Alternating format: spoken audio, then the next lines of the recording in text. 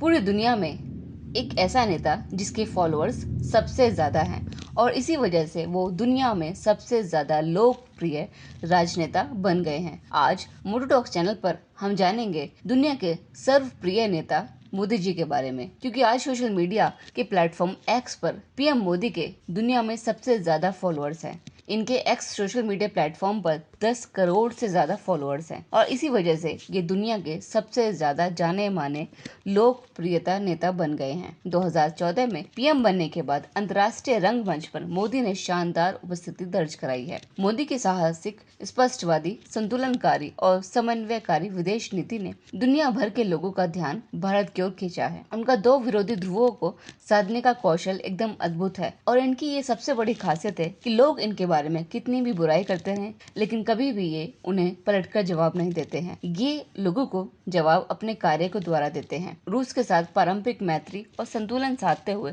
लोकतांत्रिक देश के तौर पर अमेरिका से दोस्ती में प्रगाढ़ता, इजराइल से नजदीकी और फलस्तीन को मानवीय सहायता और संकट के समय में रूस से तेल की खरीदी और उसी के समानांतर यूक्रेन की भी मानवीय सहायता की। ऐसे अनेक उदाहरण हैं जिससे मोदी और नेताओं से अलग बनते हैं। 2014 में जब पीएम मोदी प्रधानमंत्री बने तब उन्होंने अपनी भविष्य की विदेश नीति के जरिए लोगों का ध्यान अपनी ओर आकर्षित किया और इन्होंने कहा कि भारत न किसी से आंख झुकाकर बात करेगा, न किसी को आंख दिखाकर बात करेगा, बल्कि भारत दूसरे देशों से आंख मिलाकर बात करेगा।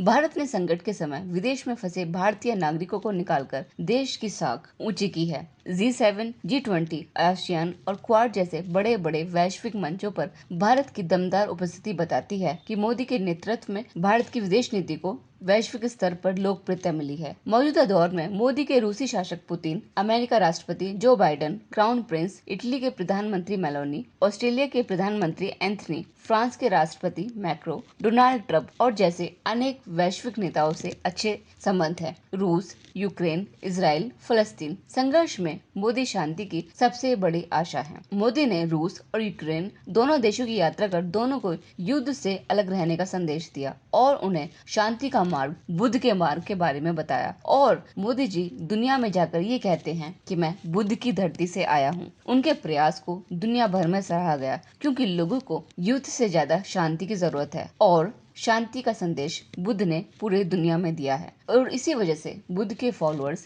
दुनिया में बहुत ज्यादा हैं। संयुक्त राष्ट्र संघ की अगर बात करें तो इसमें मोदी जी ने अपने प्रभावशाली तरीके से भारत को सुरक्षा परिषद का स्थायी सदस्य बनाने की एक अद्भुत पहल की है। इन्होंने ये साफ तौर पर कहा है कि भारत को स्थायी सदस्य अगर नहीं दी गई तो संयुक्त राष्ट्र संघ विफल हो जाएगा। मुस्लिम देशों से इन्होंने निकटता बढ़ाई है। मोदी की नीति ने मुस्लिम देशों से भी अच्छे संबंध बनाए हैं और कई मुस्लिम देश तो अपना सर्वोच्च नागरिक सम्मान मोदी को दे चुके हैं। मोदी जी की कुशल विदेश नीति का नतीजा है कि जब भारत ने कश्मीर से अनुच्छेद 370 का प्रावधान हटाया तो पाकिस्तान के अलावा किसी और देश ने विरोध नहीं किया। अब आगे आने वाले समय में देखते हैं कि मोदी जी के सरकार के द्वारा भारत और अन्य देशों में क्या क्या बदलाव हो सकते हैं और भारत किन नई ऊंचाइयों को छुएगा जिससे कि भारत का स्तर और अन्य विकसित देशों के बराबर आ सके।